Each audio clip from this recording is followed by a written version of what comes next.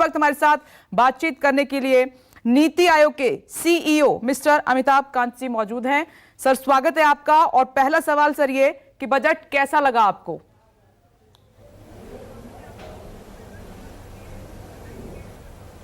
ये बजट बहुत ही प्रोग्रेसिव है, फॉरवर्ड लुकिंग है। इस पे पूरा फोकस कैपिटल एक्सपेंडिचर पे है और इससे roads, railways, 400 Vande Mataram train, और जब इंफ्रास्ट्रक्चर बनता है तो गरीब लोग, मिडिल क्लास लोग, पूरा देश तरक्की करता है और वही इस बजट के साथ होगा। इस बजट को पिछले साल के बजट के कंटिन्यूएशन में देखना चाहिए और वो दोनों देखें तो ये बजट एक नई डायरेक्शन देता है और वो डायरेक्शन है सनराइज एरियाज ऑफ ग्रोथ पे। तो ये artificial intelligence, clean mobility, genomics और सोलर सेक्टर, इन सब ग्रोथ एरियाज पर फोकस करता है और यही आगे चल के देश को ड्राइव करेंगे और देश में नया एम्प्लॉयमेंट क्रिएट होगा। महंगाई से राहत मिलेगी क्या सर?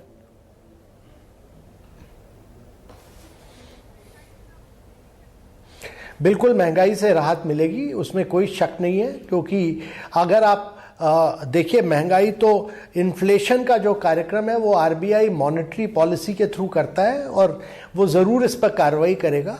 पर इसके अलावा अगर आप बजट की जो ओवरऑल फिलॉसफी देखते हैं वो ग्रोथ की है, वो प्रोग्रेस की है, वो काफ़ी एलोकेशन वेलफेयर स्कीम्स के लिए दिया गया है, एमएसएमई को दिया गया है।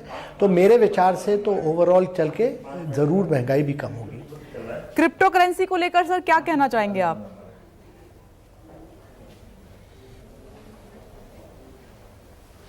देखिए, क्रिप्टो का दो भाग में देखिए। एक तो ये कहा गया है कि आरबीआई अगले साल एक डिजिटल करेंसी निकालेगा।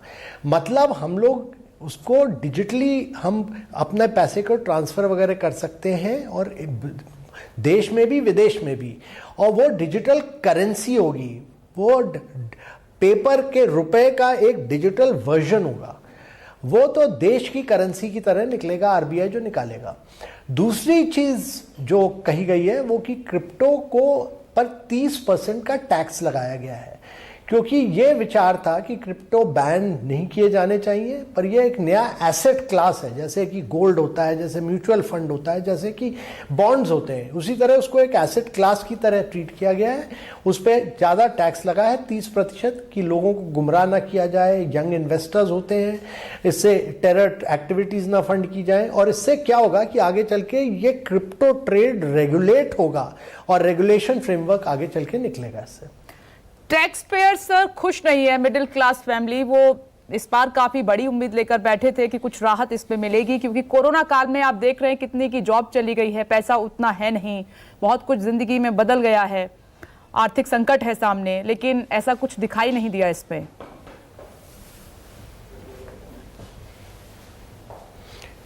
नहीं तो आप बजट की पूरी स्कीम पढ़िए, आप देखिएगा कि मनरेगा में बजट उतना ही रखा गया है, पीएम जन आरोग्य योजना में बढ़ाया गया है, जल जीवन मिशन में 10,000 करोड़ बढ़ाए गए हैं, नेशनल एजुकेशन मिशन में बजट बढ़ाया गया है, नेशनल हेल्थ मिशन में बजट बढ़ाया गया है, पीएम आरोग्य योजना में बजट करीब 13,000 करोड़ बढ़ा है, प्रधानमंत्री ग्रामीण सड़क योजना में बजट बढ़ा है, और पीएम किसान में बजट बढ़ा है, और फूड सब्सिडी और फर्टिलाइजर सब्सिडी दोनों में बजट करीब करीब बढ़ा। फर्टिलाइजर सब्सिडी में तो बहुत बजट बढ़ा है, करीब 30,000 करोड़ का बजट बढ़ा है।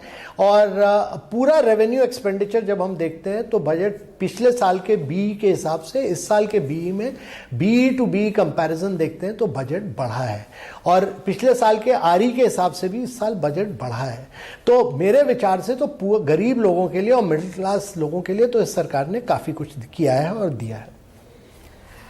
सर, चैनल पर काफी फोन आ रहे हैं, लोग जानना भी चाहते हैं जिन्होंने पैसा लगाया हुआ है।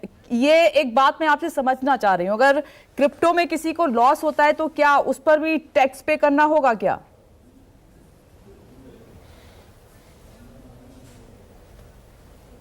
देखिए, इसके डिटेल गाइडलाइंस तो अभी निकलेंगे, पर क्रिप्टो ये जो कैपिटल गेन टैक्स है, मतलब अगर आपको गेन होता है तो उस पर 30% का टैक्स लगेगा। ये तो गेन का टैक्स है, पर इसकी फाइन प्रिंट इसको पूरी पढ़ने पड़ेगी आगे जाके। हाँ, इसीलिए सर ये इंपॉर्टेंट सवाल है क्योंकि कंफ्यूजन ज्यादा हो रही है कि अगर लॉस हो गया तो फिर कहां जाएंगे, कैसे टैक्स पे करेंगे।